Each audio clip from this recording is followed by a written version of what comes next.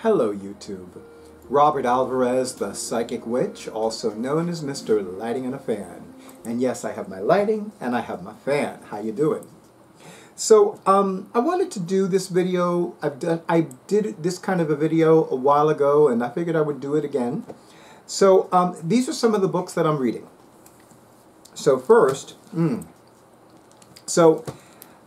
am a big supporter of my local libraries, of public libraries in general, but absolutely I love my local libraries. So I borrowed The Starless Crown by James Rollins. And of course I'm going to have Drake, more commonly known as my awesome audiovisual person, do a close-up of the cover.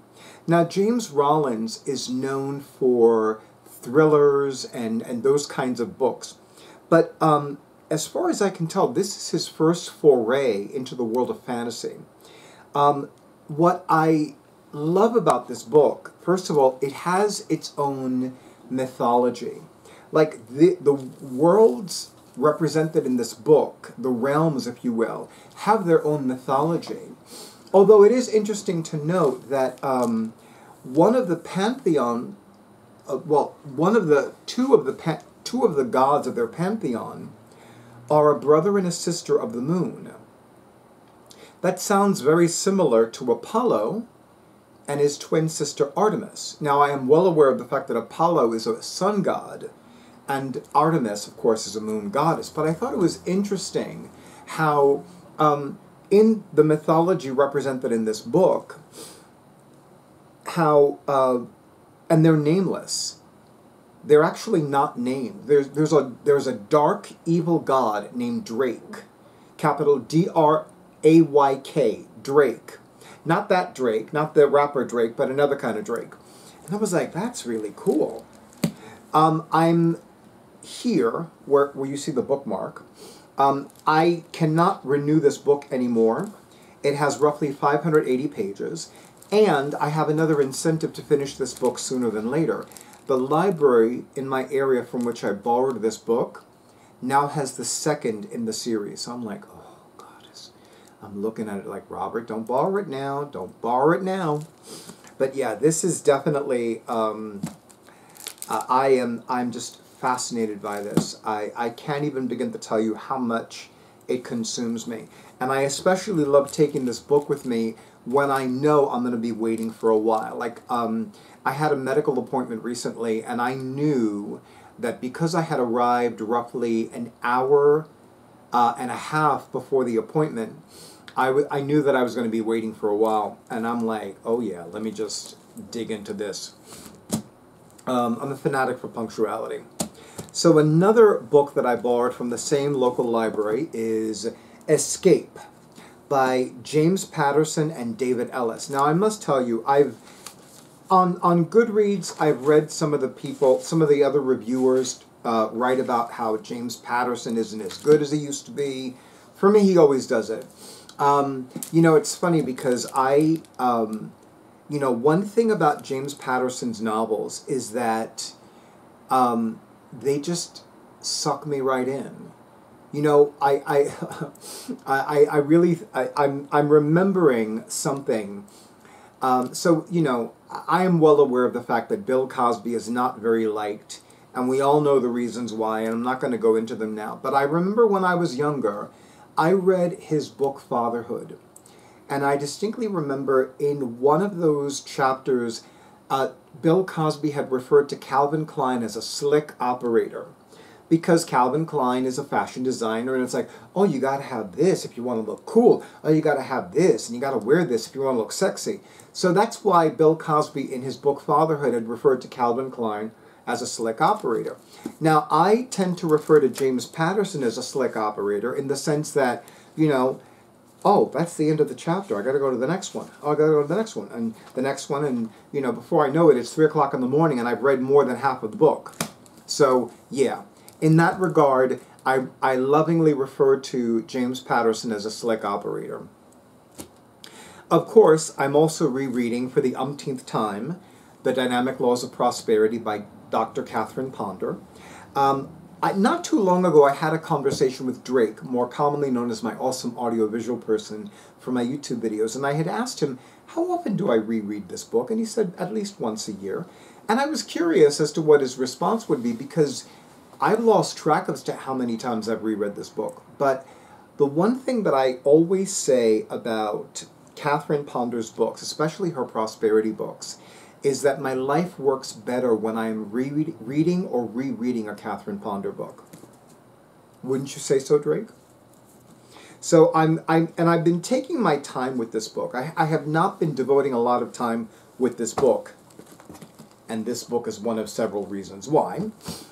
But there is a chapter that every time I reread this book, I read the chapter twice in a row. And the chapter is actually, no, the chapter is not. It is chapter 9, Work, a Mighty Channel for Prosperity. There is something about this chapter in this book that does it for me. Like it has an energy all its own, and the insights and the spiritual decrees and the teachings just really, really bring it home for me. I mean, the entire book is fantastic, and I've been recommending Catherine Ponder's books to clients, to students, to friends and loved ones for years and years and years.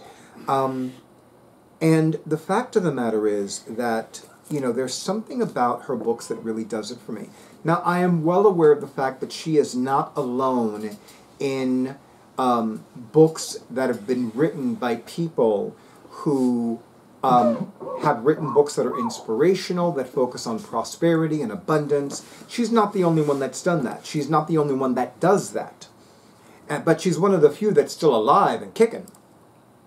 Florence Scovel Shinn is deceased, has been deceased for a while. Same thing with Dr. Joseph Murphy. And then, of course, there's Reverend Ike. And there's another author, Novell, I believe is Latin. No, I'm thinking of another author whose name I do not recall offhand.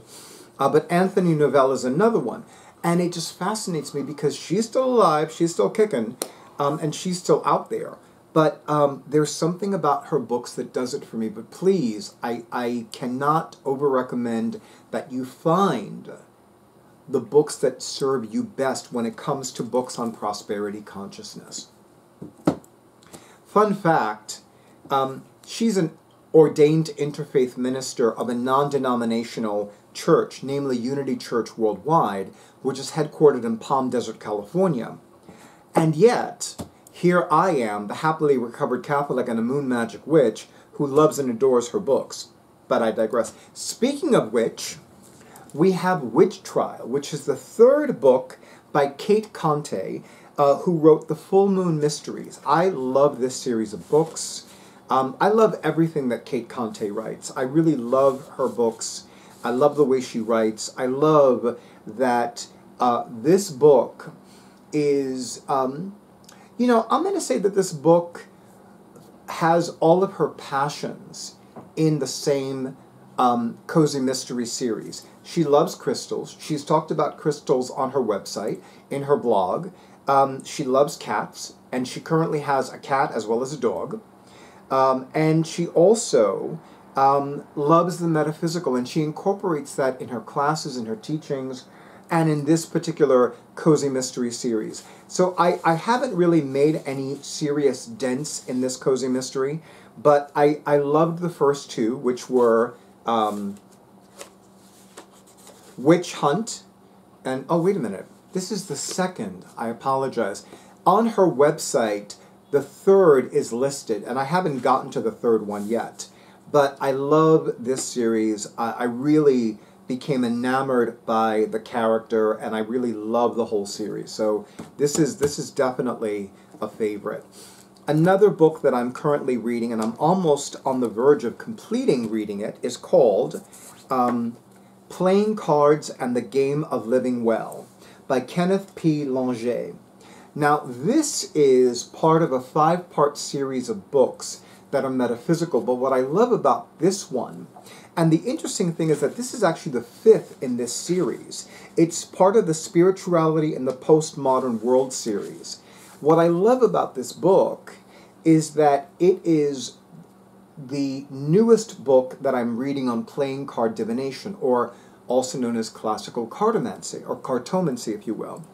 And I love the book. I love the simplicity of the book. I love how everything is easy to understand. I love the spreads. Really dig the spreads. And some of the spreads are very elaborate. For example, there's the parts of the body spread. And there's also a spiritual practice spread, which I really dig. Now, so this is in the chapter on one-card spreads. So, spiritual practice, purpose of this spread, to determine a type of spiritual practice to use. So from a playing deck, you know, like what you would normally use for, let's say, gin rummy or solitaire, draw one card. Related to the chart below, do the practice and notice how it benefits you. So let's say, for example, I pulled the Ace of Clubs. So the spiritual practice that's represented on the Ace of Clubs is chanting. If, let's say, that I had pulled the Ace of Spades, the spiritual practice represented by the Ace of Spades is Tai Chi. And all of the cards are listed, well, all of the pips, so all of the aces through tens. So let's say, for example, you out there in YouTube land, let's say that you pulled the Four of Diamonds. The spiritual practice is meditation. If you pulled the Eight of Hearts, it would be inner joy, like engaging in activities that increase your inner joy. If, let's say, that you pulled the Ten of Spades, it would be sacred sexuality, like Tantra, or other types of sacred spirituality practices. If, let's say, that you, although, for the record, Tantra is not just about sexuality or sexual expression. I only learned that within the last year. Tantra is actually a body of practices. It's not just about sex and sacred sexuality. And that's something that I found interesting, because I'm like, but everybody focuses on the sexuality part of Tantra. You mean Tantra is so much more than this? Who knew? Clearly I didn't know.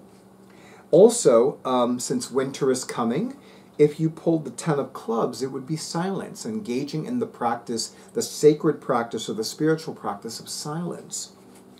Really enjoy this book, and I'm enjoying this book. I'm near the end, so I think I have like 20 some odd pages or so. So soon I'll be finishing this book. What I love about the section on the individual cards is it focuses on the suit. For example, for every card, there's a suit. In this case, I opened the book to the Two of Spades. So for the suit, it's spades, which represents work in this book. I've noticed that the few playing card divination books that I've read, it seems as though every suit represents something different, a different body of life, a different area of life, a different season, etc. The number 2, because it's the Two of Spades, which represents separation. All of the twos represent separation, as in separating from the source. The key phrase, in this case, a change of work. The key word in the middle is rest. I don't know if you can see that in YouTube land, but maybe Drake can do a quick close-up of the Two of Spades as it's represented in this book. So the key word is rest. So you have key words that are associated with the card. Then you have the key words, in this case, rest and disengaged. The affirmation, I am able to find rest. The goal, to find time to rest and relax. The blockage, that one, or in this case the client, has been separated or dismissed from their work. So this card could come out in a playing card divination reading when the client has been terminated or laid off or has been unjustly fired, as an example. The fortune, meaning the prediction of the card, is you will have a chance to rest. And then there's a quote, and I love this quote because it's from William Penn. William Penn, if memory serves, was the founder of Pennsylvania. It's named after him, yes. The quote is, "True silence is the rest of the mind, and is to the spirit what sleep is to the body, nourishment and refreshment." So every card has its suit, what the suit represents, the number, what the number represents, the key phrase, the key word is in the middle of the card, the affirmation for the card, the goal represented by the presence of the card in the client's reading, the block, meaning if the card is block or if there is a blockage in the client's life, what the blockage looks like with the presence of this card, and what the fortune or the prediction or what will be read from this card. And then, of course, there's a quote. I really dig all of this. And I also love the fact that there's a chapter that focuses on the suits, what each suit represents, generally speaking. For example, clubs is well-being, diamonds is wealth, hearts is relationships, romantic and otherwise, and spades is work, as in profession, career, etc. There's a chapter on the numbers, and I can go on and on and on. Another book that I'm reading, which I'm very happy about, is Lotería by Cynthia Pelayo. This is one of the many books that I've purchased from Bookhaven Books.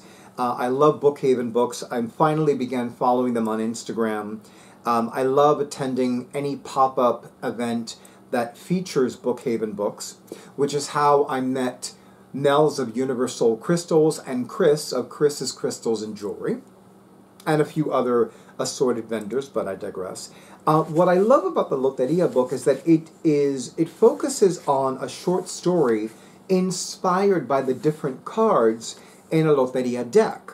Lotería is a Mexican game that's very similar to bingo. And what I love about Lotería is that when I've looked at the cards, oh, I'm getting a chill as I'm talking about this.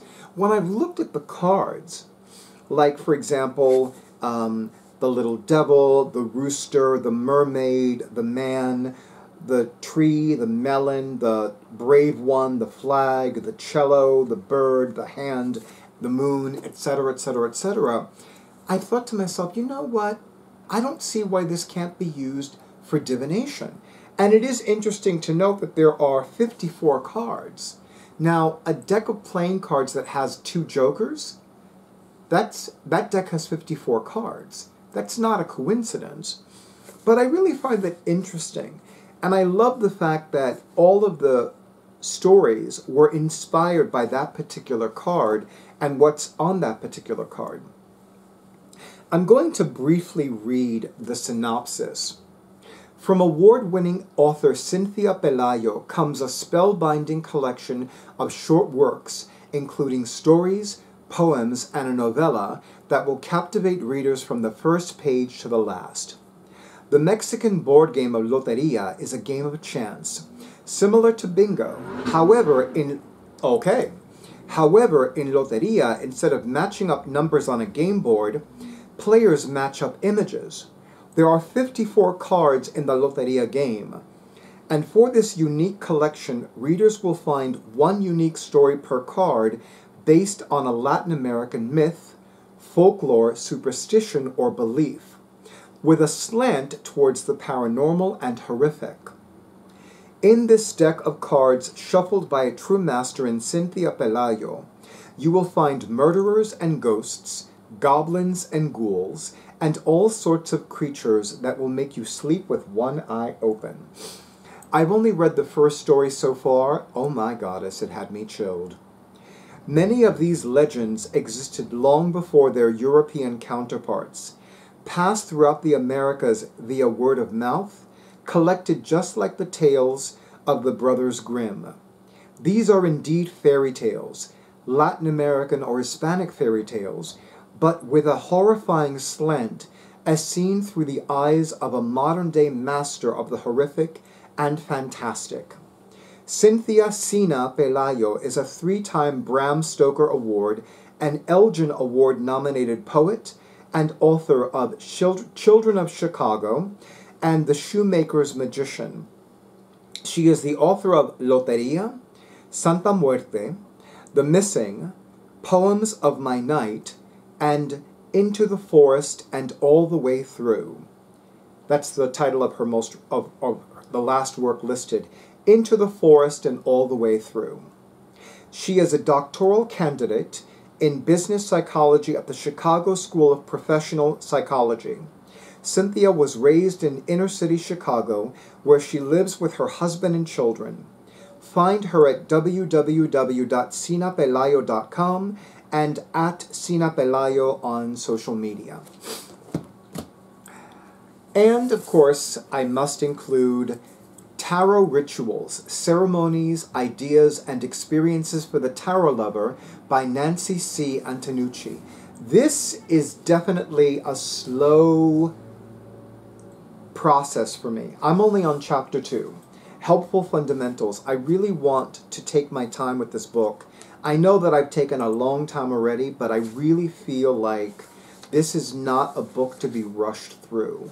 What I love about the book, aside from the focus, and of course the High Priestess card depicting a very Marian as opposed to Isian goddess, because here we have the cross, the camel. This is Mother Mary, also known as Mary the Blessed Mother. And I love the fact that it's a variation, because so many tarot decks will depict a High Priestess with Isian characteristics, meaning characteristics and attributes corresponding to the goddess more commonly known as Isis. So here we have, and this is from, I will actually list the name of the tarot deck that features this particular tarot deck. I don't remember the name offhand, but anyway. So we have the table of contents, we have the chapters. For example, chapter 1 is called The Alchemy and Ritual of Tarot. There is a table of contents for the ritual spreads and templates.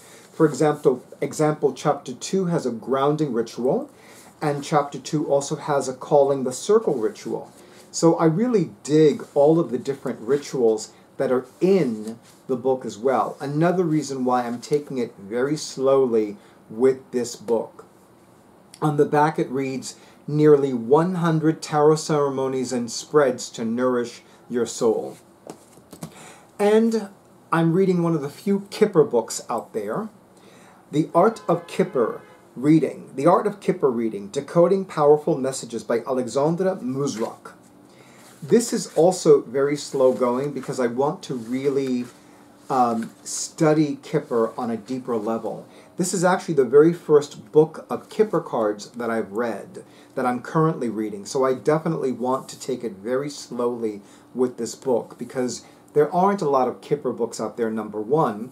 And number two, there also aren't a lot of Kipper books out there that are available in English. A lot of them are written primarily in German, because that's where Kipper card reading originated. So these are some of the books that I'm currently reading. I hope you enjoyed this list. Share in the comments what are some of the books you're reading. They can be metaphysical, non-metaphysical. They could be about any topic under the sun. I would love to hear what you're reading. And by all means, let me know why you're reading them. What is it about this book, this author, this topic, this genre that really excites you? Of course, I want to thank all of the authors who were represented here. I want to thank all of the publishing houses that are publishing their books. And of course, I want to thank all of you in YouTubeLand for honoring who I am and what I do. Thank you so much for all the likes, all the comments, all the shares, and all the subscriptions. And thank you especially to those of you who have scheduled your sessions, including the individual with whom I had a phone reading a few hours ago. I am most thankful, and I thank you. And as always, stay well, stay safe, stay hydrated, and stay tuned for the next video.